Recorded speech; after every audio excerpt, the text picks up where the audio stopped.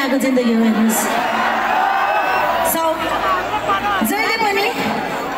प्रत्येक पल चाहिँ मजा लिएर बिताउनु पर्छ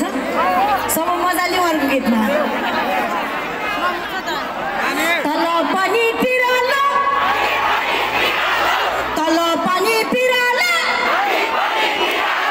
छोरी खान पल्केको पछाडिपट्टि सुनेको छैन ऊ पारि सिधा मेरो सोल्टीहरू मैले हात उठाउनु त एकचोटि माथि हेलो बेबीहरू हेलो पछाडिको बाबाहरू तर त्यो बेबीहरूलाई चाहिँ नजिकबाट जति बोल्न नहेरे पनि खासै पुगेको छ कि किन थाहा छ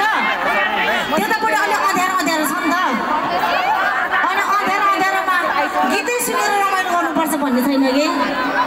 यता ठोकिन्छ यता ठोकिन्छ यता ठोकिन्छ यता पनि ठोकिन्छ होइन त्यो लाइट बल्ने सोल्टी मात्रै एक्लै जस्तो लागिरहेछ मलाई पछाडिपट्टि आमा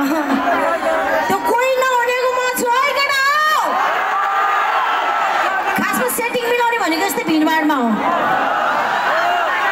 तर फेरि आफ्नो भन्दा अगाडिको केटीहरू कम्फोर्टेबल छैन भने फेरि जबरजस्ती गर्नु चाहिँ होइन ल त्यो चाहिँ नगर्नु अलिक डिसिप्लिन भएर र कहिले कम्फोर्ट भइरहेको छ इन्जोय गरिरहेको छ भने चाहिँ गर्दा पनि हुन्छ होइन सो स्पेसली ठ्याक्कै केटी मान्छेको पछाडि बस्ने केटाहरू है अलिकति अप्पर बडीलाई यस्तो गरेर बस्नु ल केटीको पछाडि है अप्पर बडीलाई फेरि यस्तो ब्याक गरेर लोयरलाई यस्तो गर्ने होइन ल केटीहरू सो भिडियोमा तरिका हुन्छ कि भिडभाडमा अझै पछाडिको पनि आवाज सुन्न चाहन्छु म तल पनि पिरालो तल पनि पिरालो छोरी खान पल्केको मजा त आयो अलिक मजा आएन कि क्या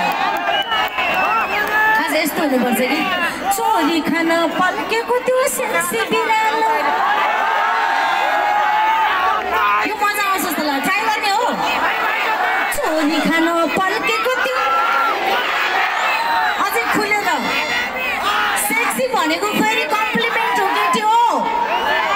कोही केटाले तपाईँले युआर सो सेक्सी भन्छ भने तपाईँ मान्नुहोस् तपाईँ एकदम राम्रो हुनुहुन्छ आकर्षक देखिनु भएको छ तर केटा मान्छेमा पनि त्यो लागु हुँदैन है केटा मान्छेलाई चाहिँ कसैले युआर सो सेक्सी भन्यो भने त्यो चाहिँ तिमी लास्टै बोका रहेछौ भन्ने आउँछ अलिक डिफ्रेन्ट छ क्या सो एकचोटि लाउड भएर त सबजनाले छोरी खान पल्केको त्यो कसले ढाड्यो भने बिचमा फेरि त्यतिको सोच्दो केटा हो कि मलाई चाहिएको खास त्यो सेक्सी बिरालो भन्न पनि लजाउने हो त्यस्तै केटालाई उद्घाटन गरौँ भनेर बसिरहेको छु म अब ट्राई गरौँ सेक्सी बिरालो नै भनौँ ल छोरी खान पल्केको त्यो छोरी खान पल्केको त्यो छोरी खान पल्केको त्यो ओके ट्र्याक छ त